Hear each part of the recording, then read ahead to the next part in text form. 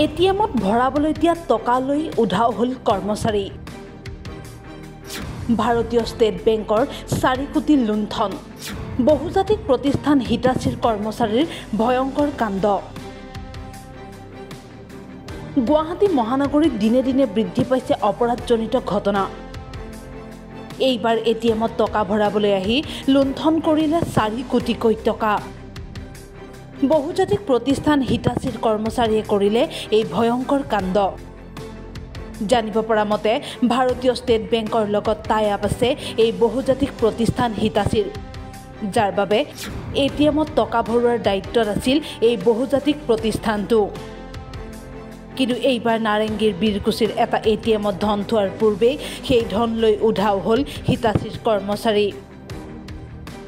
ঘটনাৰ সন্দৰ্ভত আৰক্ষীয়ে ইতিমধ্যে হিটাচীৰ মেনেজাৰ অজয় বিশ্বকৰ্মাক গ্ৰেপ্তাৰ কৰিছে। কিমান টকা আপুনি আত্মসাৎ কৰিলে কওকচোন? মই একো কৰা নাই।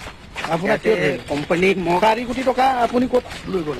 কোম্পানী মোক এনে ফচাই আছে, যোনটো মেইন ল'ৰাবিলাক আছে এইটো পলাই গ'ল, তাক খোজা নাই, মোকে ফচাই আছে।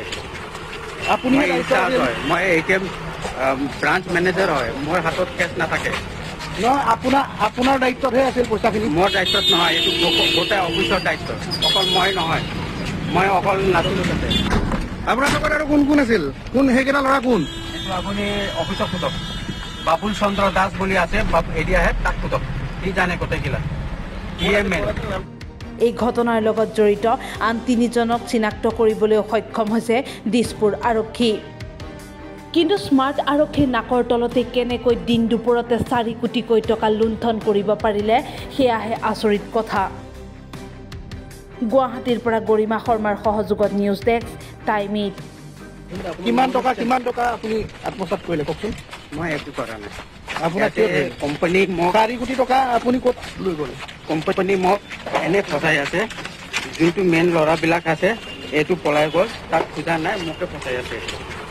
আপুনি মই এটিএম ব্ৰাঞ্চ মেনেজাৰ হয়, মোৰ হাতত কেছ নাথাকে।